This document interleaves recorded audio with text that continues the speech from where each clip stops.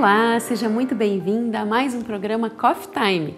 Alessandra Ross falando aqui para compartilhar com vocês hoje um tema que eu acho que todo mundo já passou por isso em algum momento da vida, mas que a gente não deveria experimentar isso.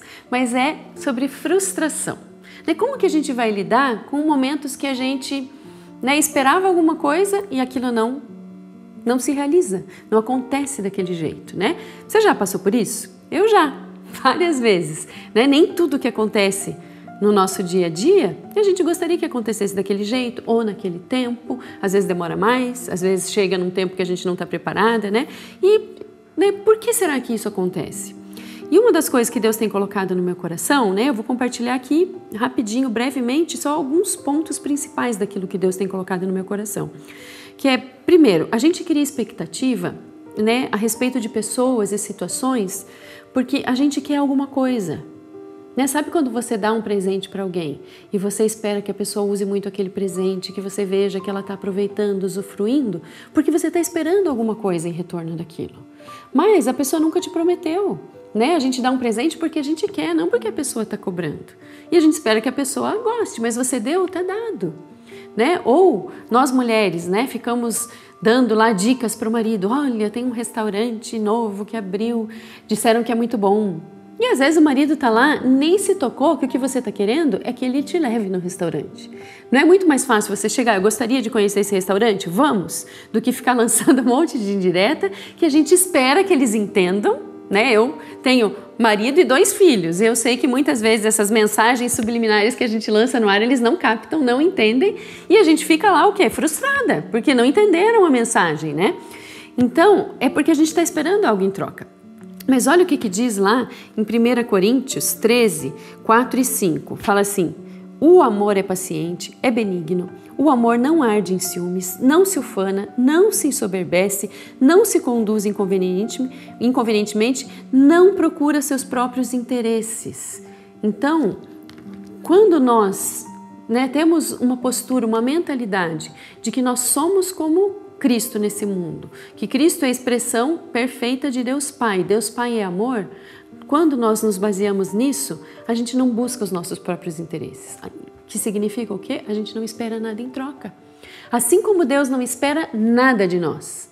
Então, Ele não se frustra conosco. Ele talvez olhe para nós e diga: puxa, filho, você podia estar fazendo isso, que você ia estar tendo uma vida muito melhor, usufruindo do melhor que eu tenho para a sua vida. E muitas vezes a gente se coloca aquém daquilo que Deus tem para nós por não escolhermos, experimentar essa boa vontade dEle.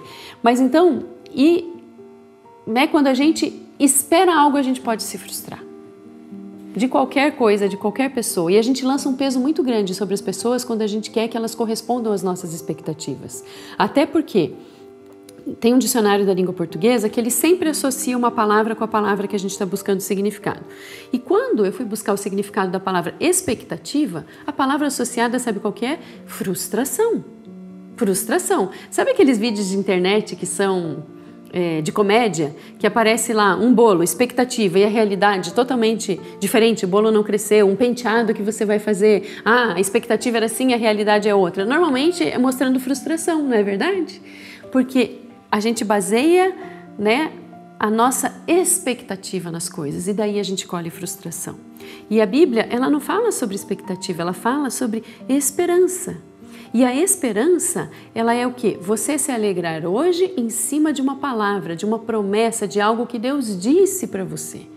Então, essas coisinhas do dia a dia, quando a gente coloca expectativa e a gente se frustra, não tem problema nenhum. Deixa isso para lá. Mas percebe que a esperança é para a gente depositar na palavra de Deus e Deus tem compromisso com a palavra dele, com aquele que ele disse.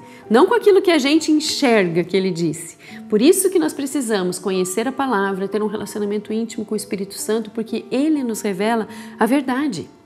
Se nós formos para a Bíblia, para a palavra de Deus, lá em Números tem um relato, de quando Moisés escolhe 12 espias, né, um de cada tribo de Israel, príncipes, não qualquer pessoa, né, príncipes que conheciam a história do povo, de como eles haviam sido tirados do Egito pela mão poderosa de Deus, os milagres que aconteceram, e foram enviados o quê? Para espiar a terra que Deus prometeu. E Deus tinha dito para eles, é uma terra boa, uma terra que mana leite e mel, aonde vocês vão encontrar o descanso.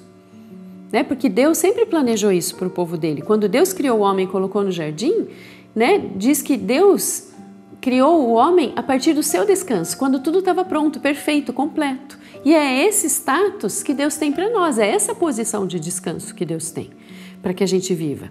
E lá, quando ele fala de uma terra boa, uma terra que mana leite e mel, está falando que era uma terra que ia ter pastagem para o gado, é uma terra que tudo que plantasse ia dar, uma terra boa, fértil, perfeita. E era para lá que Deus queria levá-los, e não que eles ficassem morando no deserto. O deserto era a passagem entre o Egito para eles chegarem aonde Deus tinha.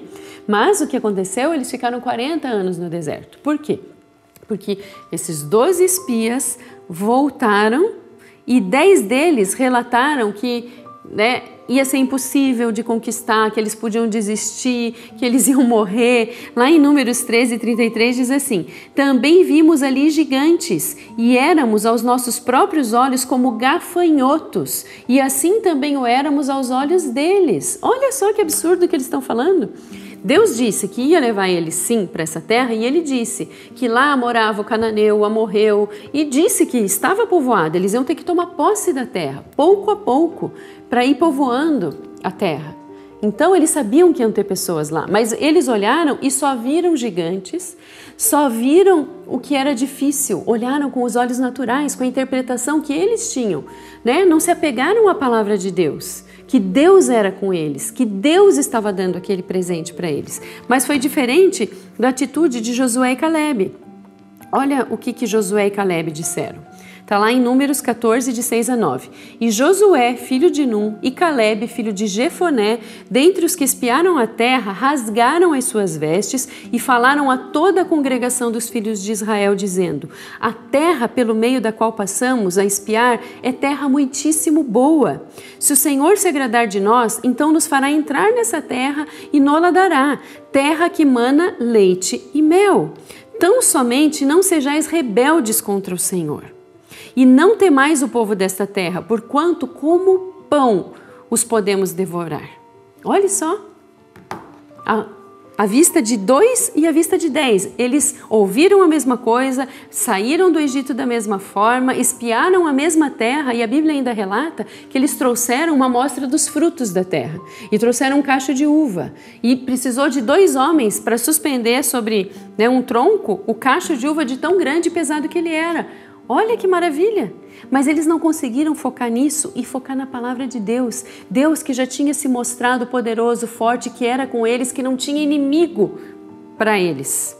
E eles focaram no natural e não ficaram firmes na promessa de Deus. Por isso não tiveram esperança, tiveram expectativa. Imaginaram na cabeça deles como que ia ser chegar lá, ver aquela terra, e as pessoas iam sair correndo diante deles.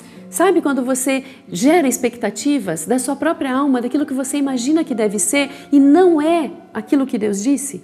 Porque Deus disse: eu sou com vocês, vocês vão conquistar a terra. E Deus ia revelando passo a passo o que eles deveriam fazer. Mas Josué e Calebe, o quê? Permaneceram firmes na palavra. Se alegraram hoje com aquilo que eles iam usufruir lá na frente.